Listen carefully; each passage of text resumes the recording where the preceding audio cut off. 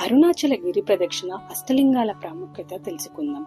మొదటిగా ఇంద్రలింగం. దీనిని ఇంద్రుడు ప్రతిష్ఠించారు. దీనిని దర్శించుకోవడం వలన శ్రేయస్సు, దీర్ఘాయుషులు కలుగుతాయి. అగ్నిలింగం. అగ్నిదేవుడు ప్రతిష్ఠించారు. రోగాల నుండి విముక్తి ఉంటుంది. యమలింగం. యమధర్మరాజు ప్రతిష్ఠించారు. దోష నివారణ, అపమృత్యువు తొలగుతాయి. నైరుతి లింగం.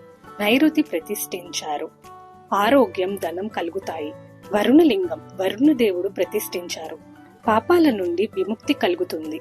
వాయులింగం. వాయుదేవుడు ప్రతిష్ఠించారు. హృదయ, శ్వాస వ్యాధుల నుండి ఉపశమనం కలుగుతుంది. కుబేరలింగం. కుబేరుడు ప్రతిష్ఠించారు. సంపద అభివృద్ధి చెందుతుంది. ఈశాన్యలింగం. ఈశాన్యుడు ప్రతిష్ఠించారు. మనశ్శాంతి లభిస్తుంది. సూర్యలింగం, చంద్రలింగం. వీటిని సూర్యుడు మరియు చంద్రుడు ప్రతిష్ఠించారు. ఇలా మరికొన్ని గుడులు దర్శించుకుంటూ గిరి ప్రదక్షిణ పూర్తి అవుతుంది.